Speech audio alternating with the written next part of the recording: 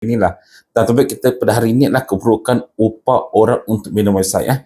So dalam masa, sebelum tu minta maaf, dalam masa kelas website Shopee Minat kami ada memberikan dua jenis website, itu website syarikat dan sales pages, di mana anda akan merolehi 70 video, tutorial serta pelbagai e-book untuk membina website anda sendiri. Alright, so anda lebih mudah. Tapi ramai yang mengatakan leceh lah untuk membina sebuah website sendiri. Alright, so jika anda seorang pedagang bisnes online, saya terangkan di sini, anda punya kedai Shopee dan TikTok, anda selesa di sana. It's okay, kerana itu adalah platform untuk anda menjual bina anda pendapatan. Tetapi anda ingat yang itu adalah pinjaman platform. So anda pakai juga. Dan benda sama juga, anda boleh belajar membuat website sendiri pada yang sama.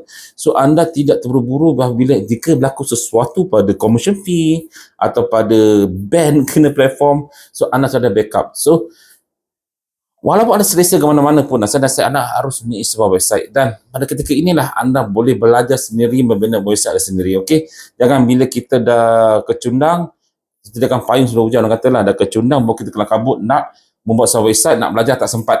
So jika ada masa, belajar buat sendiri website. Upah orang banyak kelemahannya. Di sini saya terangkan apa kelemahan yang akan berlaku. So yang pertama adalah kos yang tinggi. Salah satu keburukan utama mengumpat agensi untuk membuat anda punya website adalah kos. Bayaran untuk perkhidmatan mereka boleh menjadi tinggi lah.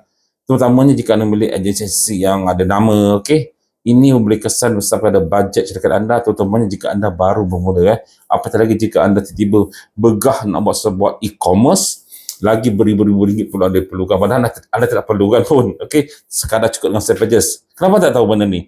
Kerana anda tidak ambil peduli tentang kejutan website, tapi anda tahu website adalah penting. Jangan sesekali kita tahu tapi kita buat tak tahu. Okey, so nombor dua, kekurangan kawalan lah. Apabila anda menyerahkan tugas kepada pihak lain, anda mungkin kehilangan sedikit kawalan terhadap proses kreatif. Ini boleh jadi masalah lah jika visi anda tak seiring dengan apa yang dihasilkan oleh agensi. Dan masalah boleh buruk adalah, saya tengok ramai okey, kami sediakan website untuk anda RM150, RM200. So dia serah pada anda, dia bikin website, pandai-pandailah anda. Itu lagi teruk. Mereka langsung tak nak apa-apa, dan jika anda minta perubahan, mereka layan satu dua kali, tapi berkali-kali anda minta, mereka tak layan kerana nilai itu RM150. Anda nak layan anda, mereka tak layan anda. Ini banyak berlaku. Okey, so lebih baik anda belajar sendiri. Okey. Dan nombor tiga, komunikasi yang tidak efektif lah. Of course lah, kadang-kadang terdapat masalah komunikasi antara anda dan agensi. Ini boleh menyebabkan kekeliruan dan hasil akhir yang tidak memuaskan anda lah. Jika harapan dan kemudahan anda tidak nyatakan dengan jelas, hasilnya mungkin berbeza daripada anda inginkan. So komunikasi anda mungkin akan ada problem. Okey. Dan nombor empat adalah kebergantungan kepada pihak ketiga. Of course lah, mengumpat agensi bermaksud anda bergantung pada mereka. Anda kena bayar bulanan, anda update anda kena bayar, semua perubahan dan penjaraan anda kena bayar. Ini menjadi masalah, bukan serta bayaran. Jika mereka lambat untuk responsif atau terlalu sibuk dengan projek lain, dan ini akan mengganggu anda punya bisnes yang bergantung pada website ini. Susah. Okey. Nombor 5, keterbatasan kreativiti. Disebabkan anda tidak mempunyai pengetahuan tentang membina sebuah website, padahal membina sebuah website adalah amat mudah sekali. So artinya anda mungkin terpaksa bergantung pada agensi-agensi yang buat website ini dengan gaya dan pendekatan mereka yang tidak sesuai dengan jenama anda. Ini boleh membatasi kreativiti dan menjadikan laman anda kurang unik. Okey, so nak buat kreativiti mudah saja, gunakan Canva. Dalam masa kelas website kami berikan tunjuk ajar membuat sales page menggunakan Canva terdapat beribu stok, dan malah kami juga memberikan ribuan template image Canva untuk anda membuat promosi ke konten-konten di social media anda. So anda punya kreativiti anda sendiri. Alright. Nombor 6, proses pemilihan yang menyusahkan. Okey, mencari agensi yang tepat adalah satu mencabar. Nak cari mudah, tapi takut yang jenis spammer. Sekarang junior spam. Semua orang boleh menipu dengan cara yang meyakinkan.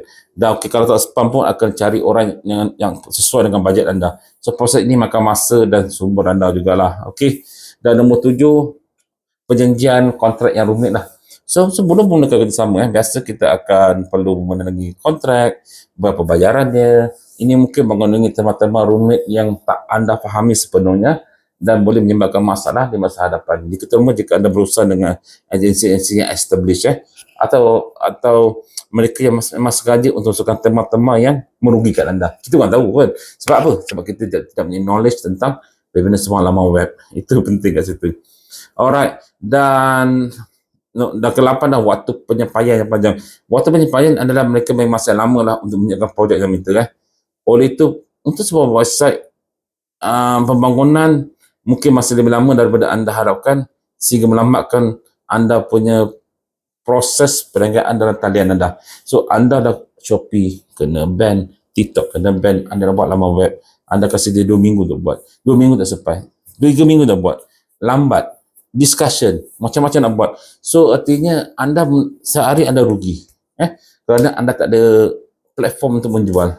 Itulah masalah anda dapat jika anda tidak pun belajar membuat website sendiri atau bersedia pada kali ini belajar membuat website sementara anda membuat sales di Shopee atau TikTok. Alright. So, nombor 9 ada kualiti pekerjaan yang berbeza. Setiap orang tak mempunyai kualiti dari segi kerja yang berbeza, betul. Anda mungkin dapat hasil yang berbeza dari janjikan kerana anda tidak melakukan penyelidikan tanda tersebut. Dia pakai bantai je. Murah ni bang, kita punya laman web untuk e-commerce bang 500 dah cukup. Mustahil 500 tak nak ambil lah. Itu adanya kualiti hancur. Alright. So, nombor 10 biasalah saya katakan tadi, risiko penipuan atau kena spam jika agensi yang mulut manis tapi ditipu anda. Itu akan berlaku lah jika anda tidak faham. Kenapa anda kena tipu? Anda tak faham. Alright. So, nombor 11, bila anda upah pada orang untuk membuat website sendiri, anda mengalami kekurangan pengetahuan teknikal. So, bila anda gantung pada ketiga, ada nombor besar, benda yang kecil-kecil pun yang memerlukan pengetahuan teknikal, yang mudah pun anda tidak tahu buat dan anda bergantung pada mereka. Itu masalah. Sebabnya, benda biasanya adalah mudah. Saya kata adalah mudah. Masuk gambar, buat artikel, ni semua adalah mudah. Tetapi, anda harus cuba. Baru anda faham. Tetapi jika anda serah pada mereka semua, anda kata benda tak faham. Anda tak faham basic langsung. Itu dah susah sebenarnya. Anda faham basic, apa saja jenis apa yang masuk, anda dah faham buat. Itu boleh pengalaman saya lah. Saya belajar pengalaman buat e-commerce menggunakan WordPress, Digistore, menggunakan pelbagai sales pages yang ada. Semua mudah kerana saya faham dia punya flow. Bermulaan mungkin dari segi dia punya template atau dashboard dia berbeza, tapi cara amnya adalah sama sahaja. Alright. Dan nombor 12 biasalah long term atau penyelenggaraan jangka panjang So, siap orang kata laman web ni perlu maintenance dari segi capture dia, dari segi maklumat, dari segi gambar. Anda sentiasa kena kemaskan lagi segi produk baru. So, susahlah nak bergantung pada orang untuk buat benda ni. Really saya kata, apatah lagi jika anda kerap mengubah produk anda, lagi susah. Okay. So, dan yang seterusnya ada nombor 13 banyak sebenarnya. Kehilangan identiti. So, mengubah orang lain untuk minat laman web anda boleh menyebabkan anda kehilangan personal branding anda. Jika mereka tidak memahami visi dan nilai syarikat dengan baik. Itu benda-benda semua yang benda-benda kecil ni sebenarnya menyebabkan nama baik anda jadi lambat. Mereka tak faham anda punya personal branding bentuk macam mana. Mungkin anda punya produk-produknya gembira tapi mereka orang pakai suit semua kan. Tak sesuai gambar itu. So, ini semua adalah masalah jika anda mengumpat orang minat sebuah website. Okay. So, lagi satu, reka bentuk yang standard lah. Biasalah. Bila anda masuk agensi itu, mereka sudah punya berbagai jenis template website yang ada dan anda kena pilih template tersebut. So, buatnya mereka semua orang pilih template yang sama untuk semua pelanggan. Dia menyebabkan template anda ni kata serupa dengan laman website anda. Belum juga lah. Bayar beribu anda nama web anda ada bentuk yang sama tu tak berbaloi lah. Kalau anda bayar ada saya RM99, template yang sama, reasonable lah, betul kan? Alright. Dan juga anda juga risiko kecuaian lah dalam data. Okay. So, mungkin anda kasih pada mereka semua maklumat masuk dan mungkin ada pihak ketiga akan menggunakan data-data perniagaan anda yang dalam website itu untuk digunakan oleh pihak lain. Bahaya. Alright. Dan seterusnya ada pengaruh teknologi lah. Okay, so setiap agensi mempunyai alat dan teknologi yang mereka suka pilih Okay, bukan berdasarkan keperluan unit syarikat anda sehingga mempengaruhi anda punya laman web. So contoh sebagai untuk chatbot AI, chatbot AI. Okey, ada orang suka guna WhatsApp chatbot AI, ada orang guna chatbot yang berbeza. So anda suka yang mana chatbot bagaimana? So itu satu teknologi. Kedua, dari AI video, anda nak bentuk AI video bentuk animasi atau bentuk realistik, apa anda nak? So artinya segi teknologi mereka gunakan untuk menghasilkan produk ini ada berbeza dan sesuai dengan anda. So agaklah sukar. Okey, alright. Dan juga kesulitan lah dalam mengendalikan kritikan lah. Jika ada masalah, anda kerap tanya mereka, kenapa benda ni, orang rasa agensi pun fed up dengan anda. So dia mungkin sukar untuk meminta teguran anda atau minta perubahan kerana kekangan anda dari segi hubungan profesional adalah tidak bagus, kecuali pada budaya anda. Apatah lagi jika anda ni seorang yang cerewet, anda juga cerewet, minta ni mereka fed up. So kesulitan dalam mengendalikan kritikan ni mungkin akan berlaku pada masa akan datang lah, jika dia berterusan dalam masa kepanjang. Okay, so dahil sekali adalah daya saing lah pasal digital lah. Dalam dunia digital ini, saingan adalah sangat ketat dan menggunakan agen tak semestinya memberi kelebihan daya saing yang seperti anda mahu kan. Mengambil keputusan untuk mengubah agensi saat ada pilihan besar pada masyarakat. Memahami keburukan ini, saya berharap anda sebagai seorang peniaga kecil membuat pilihan bijak untuk digital business syarikat anda. So bina website sendiri. Okay, so dalam untuk mengatasi masalah ini, anda boleh belajar sendiri membuat website sendiri. Sebenarnya sekali lagi saya beritahu, membuat sebuah website tidaklah sukar. Anda hanya perlukan masa untuk belajar membuat website dan anda akan terkejut mudahnya membuat sebuah website. Yes, mula-mulanya agak mencabarlah, tapi lama kelamaan anda akan sedar membina sebuah website atau blog adalah mudah. So bila anda bina blog sendiri atau website sendiri, anda akan melalui strategi kos yang rendah. Kalau masa kelas saya menggunakan blogspot dan Canva, anda kos adalah zero. Kawalan penuh atas proses anda, flexibility yang penyelesaian untuk website anda, pemahaman mendalam ilmu tentang laman web, pengurusan yang mudah dan terus antara anda dengan website tanpa pihak ketiga. Betul, identiti nama yang kuat, menjaga kesaksian data yang lebih bagus, peluang untuk anda mencuba idea kreatif kan, dan pengalaman ni, pentingnya pengalaman perjalanan yang berharga untuk masa akan datang anda dan anda buat sebuah laman web yang lebih baik. Anda punya pengalaman. Alright, ketahanan anda yang lawan web itu ada lebih bagus dan kepanjang kerana anda handle sendiri. Alright, so dah kepuasan yang paling penting. Dan akhir sekali, kepuasan peribadi anda membina sebuah website itu jalan sendiri. Alright, so kesimpulan di sini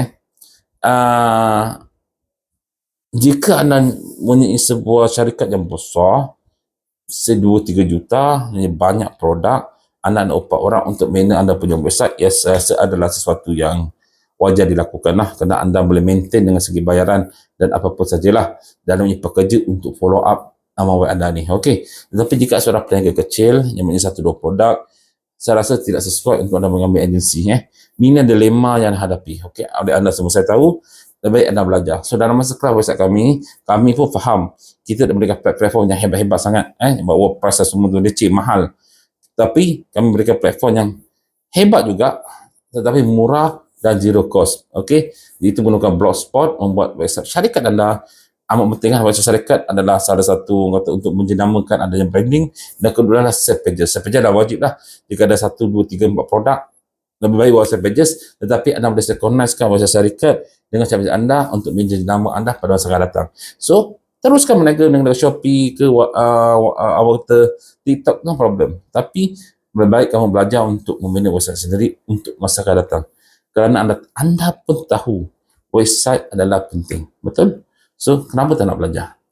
Nak tunggu sampai nanti perlu baru nak belajar, nanti kalah kabut. Hasil dia nanti tidak bagus. Jika anda belajar awal, anda boleh ubah suai sehingga anda puas hati nanti. Alright? Okay, Assalamualaikum dan salam. Jangan lupa subscribe YouTube dan saya untuk tips menarik dalam Facebook Ads dan blogging. Okay, Assalamualaikum.